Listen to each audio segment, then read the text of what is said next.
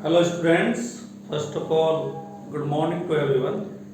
नए video lecture के साथ एक बार फिर आपका स्वागत है। और आज के नए वीडियो लेक्चर में मैं आपको बताने वाला हूँ इंग्लिश लैंग्वेज का बेस, यानी कि यदि आपको हेल्पिंग वर्ब का नॉलेज नहीं है तो आपके सामने बहुत ज़्यादा परेशानियाँ आने वाली हैं इंग्लिश सीखते समय। इसमें दो तरह की वर्ब होती हैं, प्राइमरी ऑक्सिलरी वर्ब और modal auxiliary verb. There are 24 helping verb in English. There are 24 helping verbs in English language. English language में 24 सहायक क्रियाएं होती हैं। इनमें कुछ प्राइमरी ऑक्सिलरी वर्ब हैं और कुछ मॉडल ऑक्सिलरी वर्ब हैं। प्राइमरी ऑक्सिलरी वर्ब की संख्या 13 है और मॉडल ऑक्सिलरी वर्ब की संख्या 11 है। इस तरह से ये 24 होती है। तो इन्हें सीखना बहुत ज़रूरी है क्योंकि इंग्लिश लैंग्वेज का बेस है, आधार है। सिंपल सेंटेंस सीखने के लिए, इंग्लिश की शुरुआत करने के लिए, वो स्टूडेंट जो इंग्लिश शुरू से सीख रहे हैं उनके लिए, वैसे तो सभी के लिए, मैं नहीं कहूँगा सभी के लिए, फॉर एवरी स्टूडेंट, सब स्टूडेंट के लिए प्राइमरी ऑक्सिलरी वर्ब और मॉडल ऑक्सिलरी वर्ब का नॉलेज होना बहुत ज़रूरी है। अब मैं आपको बता रहा हूँ, आपको वीडियो को शुरू से आखिर तक ध्यान से देखना है। बता रहा हूँ मैं आपको, अंग्रेजी भाषा में 24 सहायक क्रियाएं होती हैं। There are 24 helping verb in English language, जो इस तरह से हैं: is, are, am, was, were, will, shall, has, have, had, do, does, did. इनका प्रयोग हम प्राइमरी ऑक्सिलरी रूप में करते हैं। वह जब इसमें एक डाउट क्लियर कर दूं मैं आपका, जब विल शैल का प्रयोग प्राइमरी ऑक्सिलरी के रूप में करते हैं तो वो हो जाता है विल बी शैल बी, और जब इसका प्रयोग मॉडल के रूप में करते हैं तो वो हो जाता है विल शैल। मॉडल के रूप में विल शैल का प्रयोग करेंगे और प्राइमरी ऑक्सिलरी के रूप में विल बी शैल बी का प्रयोग करेंगे। बहुत ही कम स्टूडेंट जानते हैं इस बात को, इसे क्लियर कर लिया।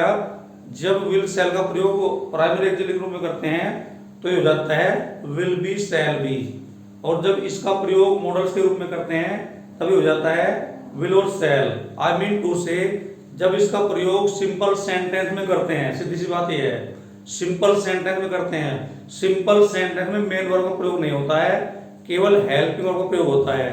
तो सिंपल सेंटेंस में प्रयोग करते समय ये हो जाता है विल बी शैल बी, और जब टेंस में इसका प्रयोग करते हैं या मॉडल्स में इसका प्रयोग करते हैं, 12 पार्ट ऑफ टेंस में प्रयोग करते हैं, तभी हो जाता है विल और शैल। तो देखिए ध्यान से आप, मैंने इसे दो श्रेणी में रखा गया है। इन सहायक क्रिया को दो कैटेगरी में रखा गया है, प्राइमरी ऑक्सिलरी वर्ब और मॉडल ऑक्सिलरी वर्ब। जैसा कि मैंने आपको बताया है, इंग्लिश लैंग्वेज में 24 हेल्पिंग वर्ब होती हैं। There are 24 helping verb in English language. अब देखिए आप, इनका डिवाइडेशन देखिए आप। प्राइमरी ऑक्सिलरी, इसे तीन पार्ट में बांटते हैं, टू बी की फॉर्म, हैव की फॉर्म और डू की फॉर्म। टू बी के रूप, हैव के रूप और डू के रूप। देखिए आप, टू बी के रूप कौन कौन से हैं? Is, are, am, was, were, will be, shall be. इनका प्रयोग किस तरह से करते हैं? सिंपल प्रेजेंट में इज एम आर आता है, प्रेजेंट कंटिन्यूस में भी इज एम आर आता है। सिंपल पास्ट में वाज वर आता है, पास्ट कंटिन्यूस में भी वाज वर आता है। सिंपल फ्यूचर में विल बी शैल बी आता है, फ्यूचर कंटिन्यूस में भी विल बी शैल बी आता है। टेंस में इनके साथ मेन वर्ब जुड़ जाती हैं और सिंपल में इनके साथ कोई नहीं जुड़ता, ये अपने आप ही काम करने वाली होती हैं। जिस तरह मैं एग्जांपल दे रहा हूं आपको, पहले प्रेजेंट का एग्जांपल दे रहा है, दो, ही इज ए बॉय, वह एक लड़का है। लेकिन जब प्रेजेंट कंटिन्यूस प्रयोग करेंगे, he is going to school, वह स्कूल जा रहा है। इस तरह पास्ट का example, he was a student, वह एक विद्यार्थी था। और जब पास्ट कंटिन्यूस प्रयोग करेंगे, he was singing a song, वह एक गाना गा रहा था। ये पास्ट कंटिन्यूस हो गया। इस तरह फ्यूचर का एग्जांपल दे रहा हूं मैं आपको। फ्यूचर का example, he will be in the class, वह कक्षा में होगा। और जब फ्यूचर कंटिन्यूस प्रयोग करेंगे, he will be playing cricket, वह क्रिकेट खेल रहा होगा। उम्मीद है आप समझ गए होंगे इस बात को। तो इनका प्रयोग हम सिंपल टेंस और टेंस दोनों में करते हैं। प्राइमरी एक्चुअली का प्रयोग सिंपल टेंस और टेंस दोनों में ही होता है। अब देखते हैं हैव के रूप। हैव के 3 फॉर्म, हैज, हैव, हैड।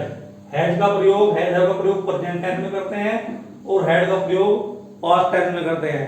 इनका प्रयोग सिंपल टेंस में भी करते हैं और इनका प्रयोग प्रेजेंट परफेक्ट और पास्ट परफेक्ट में करते हैं। जिस तरह किसी पोजीशन के लिए, अधिकार के लिए हैज हैव का प्रयोग करते हैं। जिस तरह आई हैव अ काउ, मेरे पास एक गाय है। लेकिन परफेक्ट में किस तरह प्रयोग करेंगे? I have done my work, मैंने अपना कार्य कर लिया है। ये प्रेजेंट परफेक्ट हो गया। इस तरह से इंग्लिश में पास्ट परफेक्ट में ही हैड 2 horses, उसके पास 2 घोड़े थे। और पास्ट परफेक्ट में Ram had done the work before Mohan went to school. आपने पास्ट परफेक्ट में पढ़ा होगा, इसके 2 पार्ट होते हैं। एक पार्ट परफेक्ट में होता है, दूसरा पास्ट इंडेफिनिट में होता है, यानी कि आई मीन टू से। आप देखते हैं डू के 3 लोग, डू के 3 form, do, does, did. Do does का प्रयोग प्रेजेंट टेंस में करते हैं, डिड का प्रयोग पास्ट टेंस में करते हैं। डू डज डिड का प्रयोग टेंस में भी होता है और हेल्पिंग वर्ब में भी होता है। In the same way now I am going to tell you about modals auxiliary verb. Modals का प्रयोग करते समय आपको सावधानी बरतनी है विल और शैल के साथ, खासकर जब विल और शैल का प्रयोग सिंपल सेंटेंस बनाने में किया जाता है। आई मीन टू से सिंपल सेंटेंस में मेन वर्ब का प्रयोग नहीं होता है, केवल हेल्पिंग का प्रयोग होता है। तो जब इनका प्रयोग हेल्पिंग में करते हैं तो ये हो जाता है विल बी, शैल बी। मैंने अभी बताया था आपको विल बी, शैल बी। लेकिन जब इनका प्रयोग मॉडल्स के रूप में करते हैं तो ये हो जाता है विल और शैल। जिस तरह फ्यूचर इंडेफिनिट में विल शैल का प्रयोग होता है। He will go to school, वह स्कूल जाएगा। We shall sing a song, हम गाना गाएंगे। इस तरह से अब बात करते हैं मॉडल्स ऑक्सिलरी की। Modals auxiliary will, shall, would, should, can, could, may, might, must, ought to, need, dare, used to, ये मॉडल्स ऑक्सिलरी है। इनकी सभी की संख्या 24 होती है। आपको कंफ्यूज होने की जरूरत नहीं है। ये 2 बार यूज हुआ है, यहाँ विल बी शैल बी के रूप में और यहाँ विल शैल के रूप में। ये मैं आपको बता चुका हूँ उसके बारे में, इसका डिफरेंस। अगर ये 2 बार गिनेंगे तो ये 26 हो जाएंगे। लेकिन इंग्लिश में 24 हेल्पिंग वर्ब होती हैं जिनका प्रयोग बहुत ही ज्यादा इंपॉर्टेंट है। Without the help of helping verb you can't learn well English well. You can't learn English without the helping verb. You neither learn school course nor speaking course. I would like to say without the helping verb you can't imagine spoken English और school course. तो dear student, उम्मीद है आज का video lecture आपको पसंद आया होगा। इसी के साथ that's all for the day. Have a nice day.